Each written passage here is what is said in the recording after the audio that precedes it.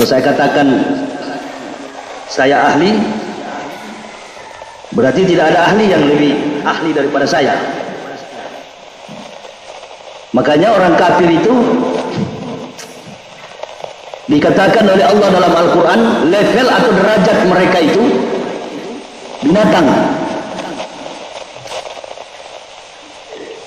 Tapi kita dengan ketidakyakinnya kepada Al-Quran, mengaku beriman, mengaku sebagai orang Islam, lalu tidak berani mengatakan bahwa hak itu hak, batil adalah batil. Ini yang membuat fenomena kehidupan politik bahkan satu negara hancur-hancuran. Bukan karena hasil dari dakwah begini, bukan, karena hasil kompromi.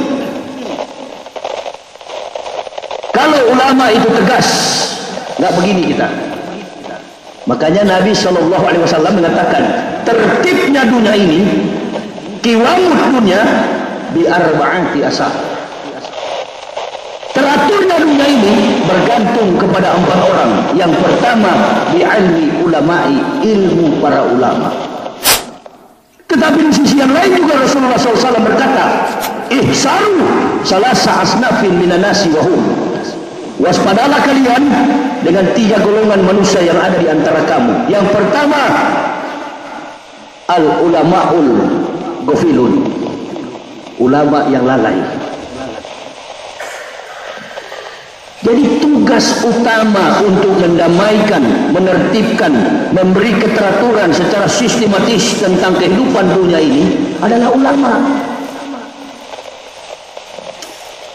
Makanya kalau ulama di atas mimbar masjid di Istiqlal, Jokowi di bawah,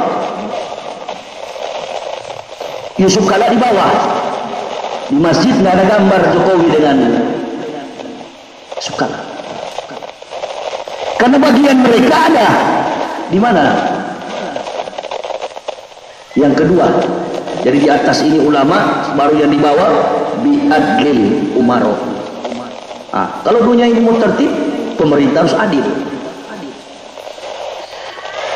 Jadi saya kira fenomena kehidupan Islam saat ini dikacaukan dengan ketidakkonsentrasinya ulama. Saya dari kafir, bukan ulama.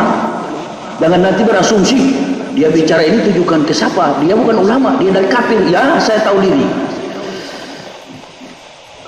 Saya bukan ustadz. Saya adalah muhtadin. Mayahdillahu fahuwal muhtadin. Wa mayudlil faulaika humul khasirun.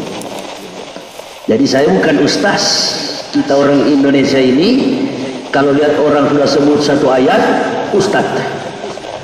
Asal sudah muncul di televisi sudah punya satu hadis, ustaz. Di Makkah dan Madinah orang dipanggil al-mukarram wal mukhtaram, ulama, guru, ustaz, mubaligh. Itu adalah orang-orang yang punya kompetensi keilmuan yang terpercaya.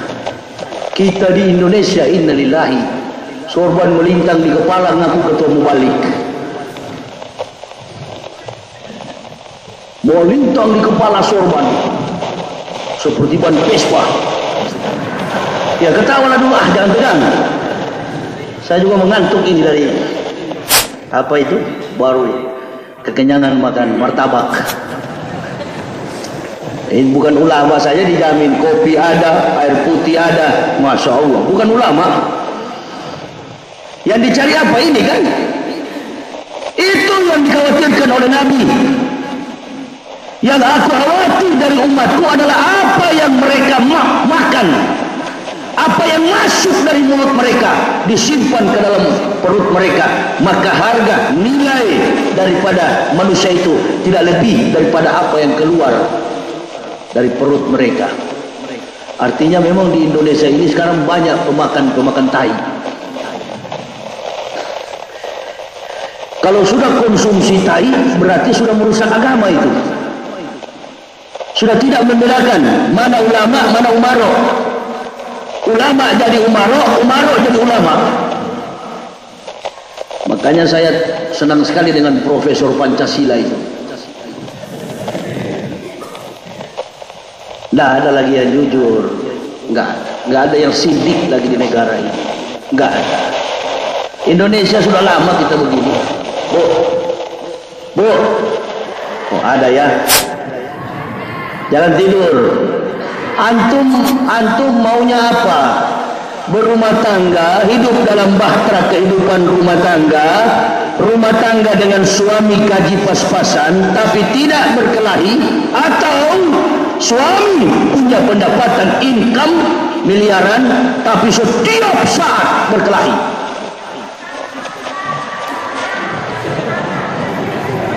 Ini wanita-wanita soleha. Alhamdulillah lil mar'ati sir'ani al-qabri wal zawj. Masya Allah, Masya Allah. Dua hal penting bagi wanita. Yang pertama ialah kubur, dan yang kedua suami. Paham betul beliau. Tidak makan tak apa-apa, satu hari rumah tangga tidak makan, tidak apa-apa, asalkan rumah tangga itu tenang. Itulah keinginan kita bernegara. Makanya dari awal-awal Nabi sudah wanti-wanti, pemimpin itu harus wastotan fi ilmi wal jismi al-qawiyul amin. Pemimpin itu harus kuat.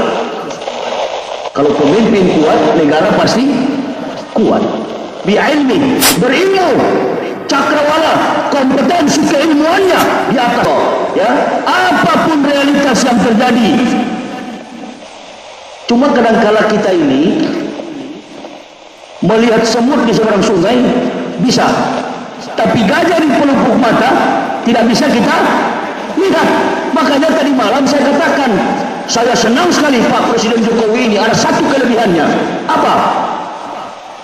Ketika ada masyarakat korban, mulai dari mati berjamaah KPPS sampai yang di apa sana, Wamena, bahkan mati di mana-mana, mahasiswa dan sebagainya. Kelebihannya presiden kita ini tidak pernah mengucapkan bela sungkawa. Itu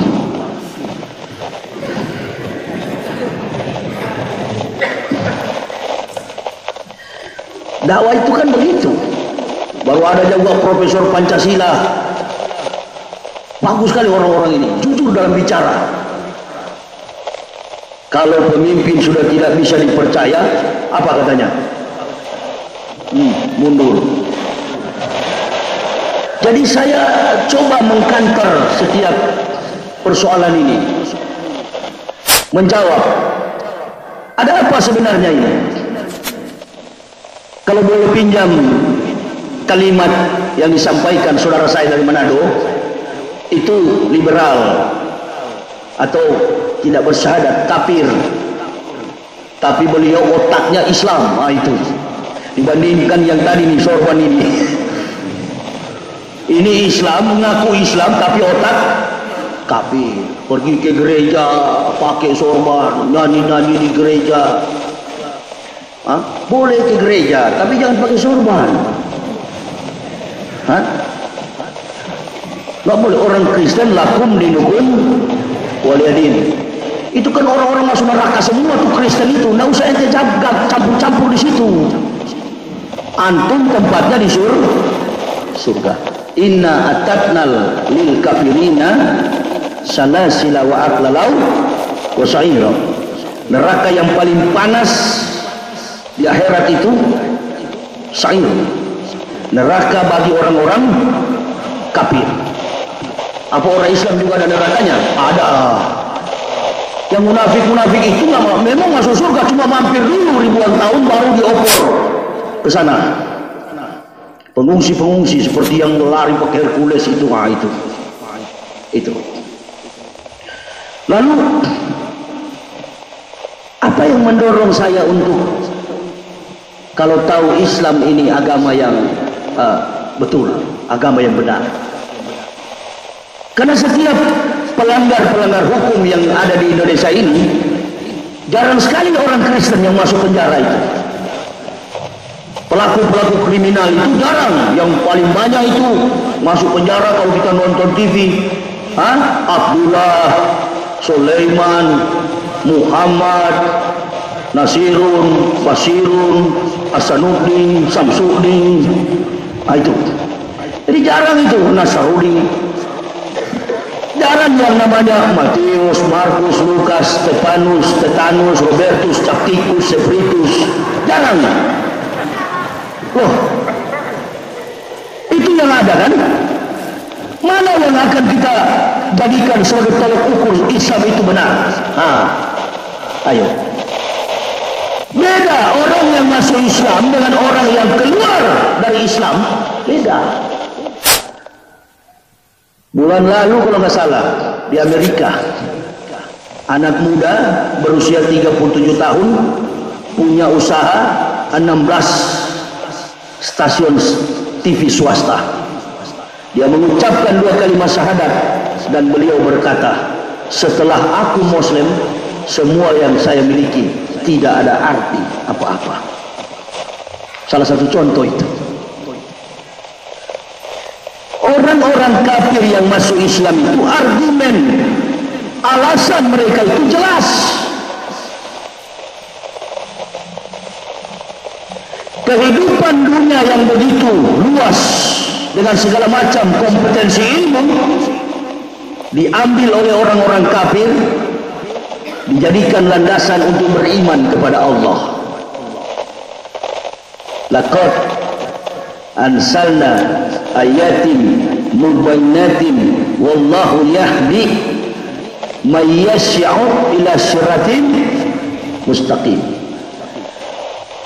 Bukan yang di Al-Baqarah, innal ladzina kafaru sawa'un 'alaihim a ansartahum am lam tunsirhum la yu'minun. Bukan yang itu.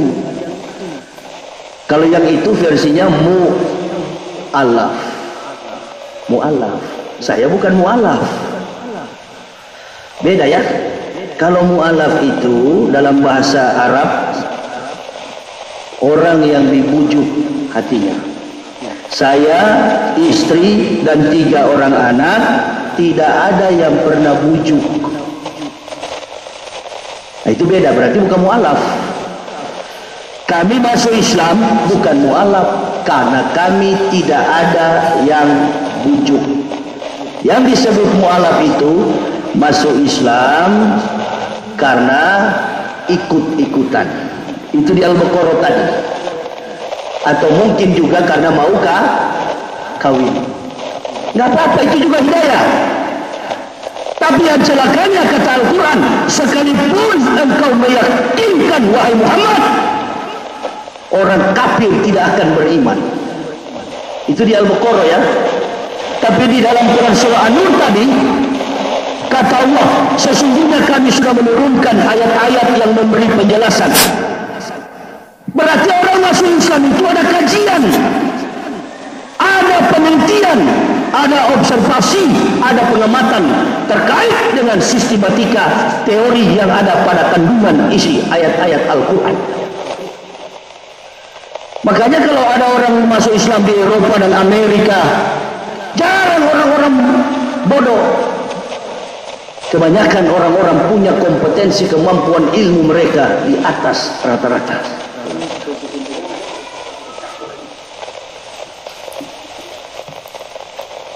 Saya juga begitu. Saya masuk Islam ini dengan keluarga bukan karena orang Islam. Bagaimana saya masuk